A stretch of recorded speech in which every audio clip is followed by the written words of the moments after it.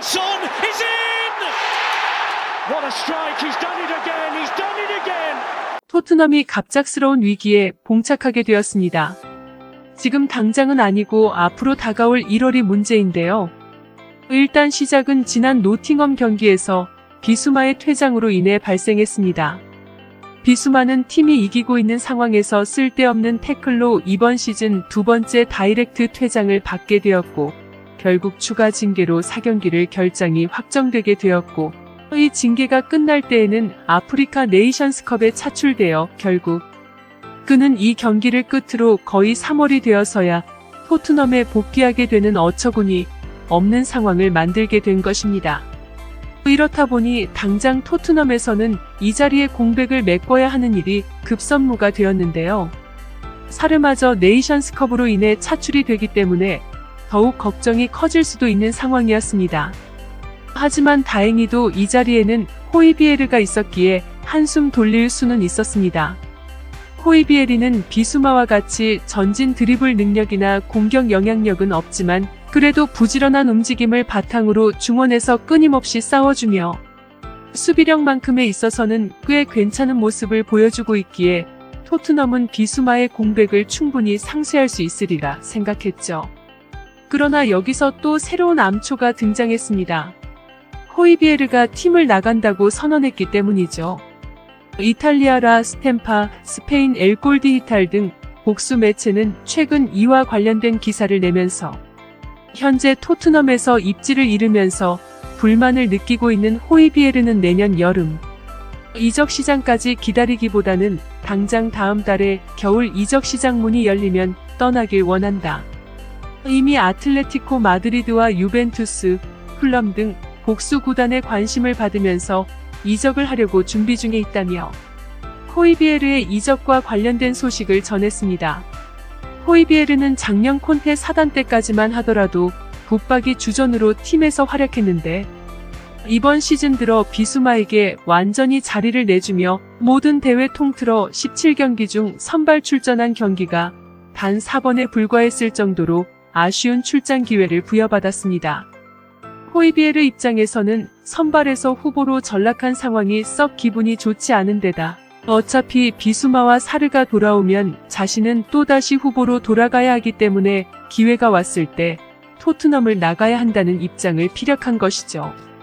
포스테코글루 감독은 당장은 호이비에르가 필요하기 때문에 그의 이적을 발벗고 나섰지만 이 상황이 호이비에르를 더 화나게 만들었습니다.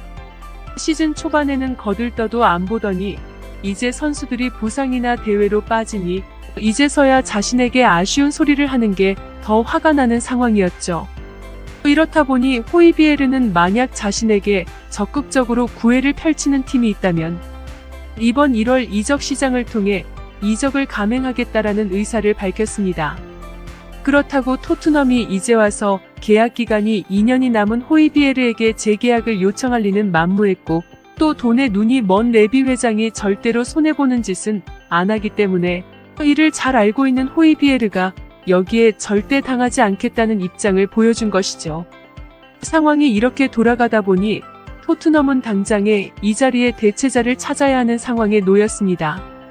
일반 회사에서도 비슷하지만 팀원의 갑작스러운 공백이 생겼을 때 가장 빠르게 사람을 구하는 방법은 역시나 주변 사람들의 추천인데요. 그래서 현재 이 자리에 황인범의 대체자로 올 수 있다는 이야기가 새롭게 들려오고 있습니다. 갑자기 무슨 생뚱맞게 황인범이냐라는 이야기를 할 수도 있지만 황인범은 최근 챔피언스 리그에서 맨시티를 상대로 홀로 고군분투하며 놀라운 활약을 펼쳤고 항상 다수의 스카우터와 언론사들이 따라다니는 맨시티의 경기였기에 이런 황인범의 활약은 여러 축구 관계자들 눈에 확실히 각인되었다라는 것이죠. 이날 황인범은 맨시티를 상대로 1골 1어시를 기록했고 5번의 기회 창출과 더불어 100%의 태클 성공률도 보였습니다. 평점은 8.9로 양팀에서 최고 평점을 기록하기도 했죠. 같은 팀 선수들의 평점이 대부분 5점인 상황 속에서 홀로 높은 평점을 기록한 황인범의 활약은 누가 봐도 대단했습니다. 당장 3선 자리의 선수가 필요한 상황에서 황인범은 의외로 토트넘에 매우 적합한 선수가 될 수 있다는 것이 증명되는 수치였습니다. 여기에 손흥민이 황인범을 직접 추천하게 되면 그 힘이 더욱 커지게 됩니다. 아시겠지만 과거 손흥민은 김민재를 토트넘에 직접 추천한 바 있습니다.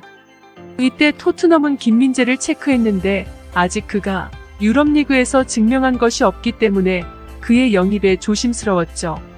하지만 황인범의 경우 이미 유럽리그에서 자신을 증명하고 있고 맨시티와의 경기에서도 이를 입증했기 때문에 빠르게 선수를 구해야 하는 상황에서는 매우 적합한 대상이 될 수 있습니다.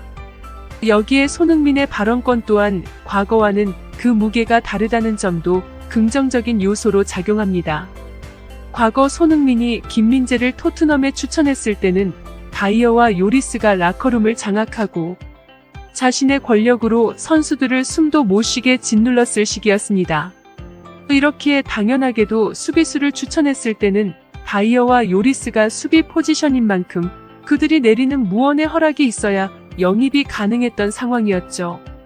당연하게도 손흥민을 그다지 좋아하지 않았던 이들이었기에 검증되지도 않은 한국 선수를 데리고 오는 것을 좋아하지 않았고 또 당시에도 손흥민의 인기는 매우 커지고 있던 상황이라 이때 또 하나의 한국 선수가 토트넘에 온다는 것을 용납할 수가 없기도 했죠.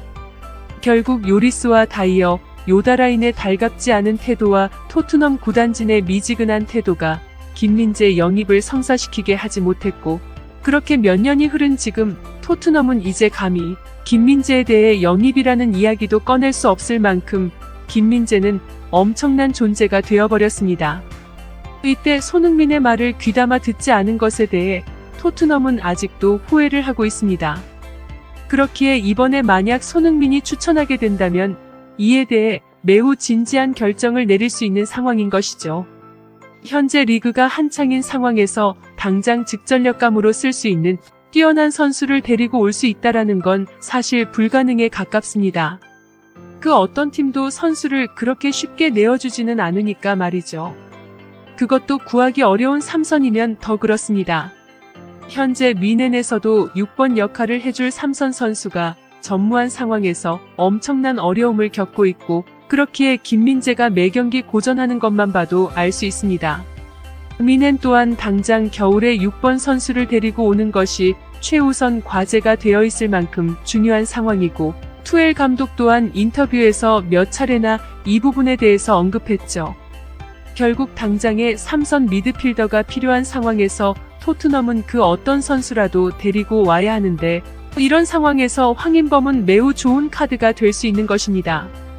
여기에 감독의 성향마저 부지런한 아시아 선수를 매우 선호하는 만큼 이 딜은 생각보다 현실 가능한 이야기다라는 이야기도 나오고 있습니다. 포스테코글루 감독은 과거 호주의 감독을 지냈고 일본을 거쳐 셀틱으로 가서 셀틱에서도 일본 선수를 주축으로 팀을 운영했을 만큼 부지런한 동양 선수를 매우 선호합니다. 이 때문에 그가 토트넘에 와서도 가장 먼저 데리고 올 선수가 바로 셀틱에서 뛰고 있던 하타테 레오나 후루아시 쿄고라는 이야기도 꽤 비중 있게 들려왔습니다.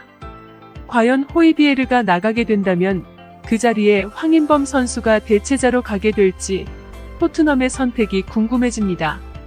황인범의 이적료만 보더라도 토트넘으로서는 굉장히 합리적인 선택이기에 과연 이 결말이 어떻게 될지 기대해 보겠습니다.